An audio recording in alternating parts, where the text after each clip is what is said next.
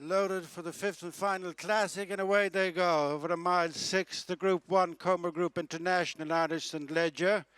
And it is Dallas Star sent on to lead from Qareem, followed by Amiloc and Queenstown with 3 lengths to Illinois, followed the end of the first furlong and a half by Crystal Black, and then Val Dadler. Leinster and Riffa is trailing the field as they race the end of the opening quarter. Qareem joins issue with Dallas Star, leading by 2.5 lengths. Queenstown and Amiloc, a break of 4 to Illinois, and then Val Dadler. Crystal Black is 2 behind Leinster and Riffa, the stable companions. Inside the 11. And they're going quite a lick in these early stages. Qareem and Clifford Lee lead by a half length to Dallas Star and David Egan. 2.25 lengths back to Queenstown, who's in 3rd place. Ronan Whelan from Amiloc and Russell Ryan. Closer than 5th is Illinois and Christophe Soumillon. Together next are Val Dadler and David Lishka. And on the inside is Crystal Black, Colin Keane, as Riffa and Dylan Browne McMonagle relegate to the rear Leinster and Billy Lee. Little changes in the order as they come inside the last mile. And it is Qareem with a fractional advantage over Dallas Star, followed by Queenstown and Amiloc. And then comes Illinois. Crystal Black on the inside of, in the yellow and black colours, is Val Dadler as they pass the halfway stage, the 7 furlong point.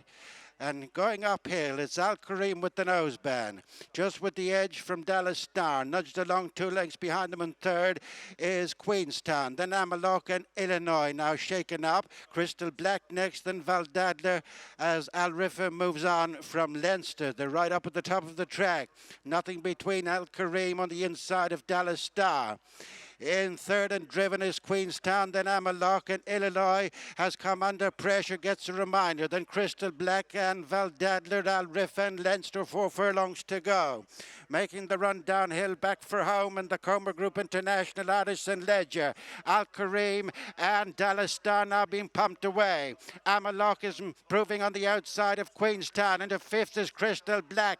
Inside the final 3 furlongs, Crystal Black followed by Riffa, Val Dadler, Illinois has gone away from Leinster. They race to the final 2, and Amiloc strikes the front of the Ledger, being followed through by Riffa, who's being finished into the race. On the inside, Qareem, followed by Val Dadler and Crystal Black. They race towards the final furlong.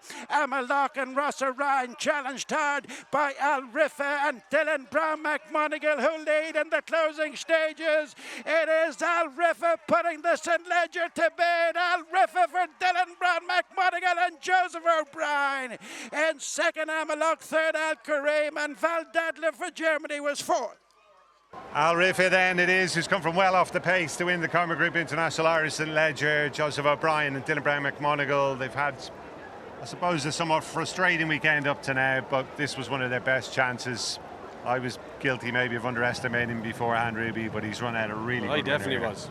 You might possibly were. I definitely was. He's absolutely bolted in. Dylan Browne McMonagle sat well off what was a really strong place set by Qareem and Dallas Star. Queenstown couldn't go with them.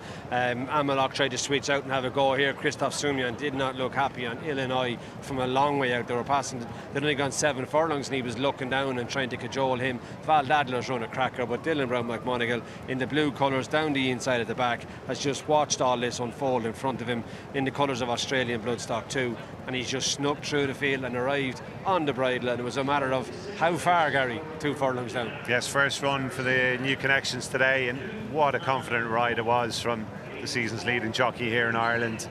Amiloc, to his credit, positively ridden, has stuck to his guns, but he just had no response when Riffa was popped the question there at the furlong pole. And away he went to record a resounding success. Amiloc's run really well. As Ruby said, Val Dadler, a bit of a revelation, as just in the end ultimately failed to catch Qareem for 3rd spot, and they were clear of Crystal Black. He moved into it quite menacingly off the home turn, but just didn't see it out as well as the eventual principals. He has not. Amiloc set sail heading to the 2, but Dylan Browne McMonagle had him covered at every stage, and the early fractions were very strong, Gary, and Dylan didn't get involved in him. He let them at it, and he's just landed on at this horse at the right time, and he's grabbed the hold of the race between the 2 and the 1, and away he goes. We know he's Melbourne Cup bound. That could see him be top weight in the Melbourne Cup, I would imagine. He'll be very close to it anyway, either way. Yes, he is multiple Group 1 winner, of course, won the National Stakes Series of 2. Let's go back to Nick to get the full result. Yeah, that's a classy win. Thank you very much indeed, Gary. Our Riffa 3-1, Dylan Browne McMonagle, Joseph O'Brien, Australian Bloodstock 2. Amiloc loses the unbeaten record, ran a cracker, second 2-1. Qareem 12-1 in third, and it wasn't to be for Illinois, the 15-8 favourite. That was the last of the Group 1 races today. Well done, Aidan. Great fight. Thank you. Welcome back to the Curragh. Dylan Browne McMonagle joins me after partnering his first classic winner of his career, the Curragh Group International Irish St. Ledger. Riffa, well done. Thanks, Kev. Delighted to get it. We've been hitting the crossbar all weekend, but delighted for the horse, for connections, everyone, and Joseph. You know, he was coming in here, fancied one for the weekend in my eyes. The conditions were good, the trip was good, he's had a lovely setup. And things couldn't have went any better. There was plenty of speed on in the first half of the race, so I was lucky enough. He's really relaxed and straightforward, and he's got a good kick when you need him, so I was able to just take my time, and everywhere I asked him he was there and quickened up and won well. Was it the plan going out? I know Joseph doesn't tie you down to instructions to be that far back, or they went such a gallop early on, you just no choice just to sit in and let him find his rhythm? Yeah, I really thought we would end up maybe 4th or 5th behind the leaders. The Noise was probably the classy horse in the race that we probably needed to have a target on. Planned to follow him, but he was 3 or 4 in front of me. But the speed was on. Everyone in front of me was out, and I knew my fella was always going to have a good kick when I needed him. He loves this ground, and I got there at the furlong pole half speed, and then he quickened up like a good horse and won well. He got the trip, first try in the trial here in his last start, but it was a sedately run race. Were you confident? You knew coming it was going to be a truer test today. Were you confident the horse would get the trip? Yeah, I was very confident. Although there was plenty of speed in it, we were going to go quick. I thought it would suit him, going even. Then the best horse wins, and it's fair for everyone. But he's so straightforward. You can see you can just put him where you want, and he comes good for you. I was confident he'd get the trip. He's got a great attitude. He relaxes so well, so you can put him where you want. It opens up so many options for him now. Obviously, the Melbourne Cup is the plan. But when he gets this sort of trip so well, 100%. I'm sure he'll have no problem in going back into training next year, and they could probably look at some cups maybe with him. But he's a horse, feels like he could go another couple of furlongs, no problem.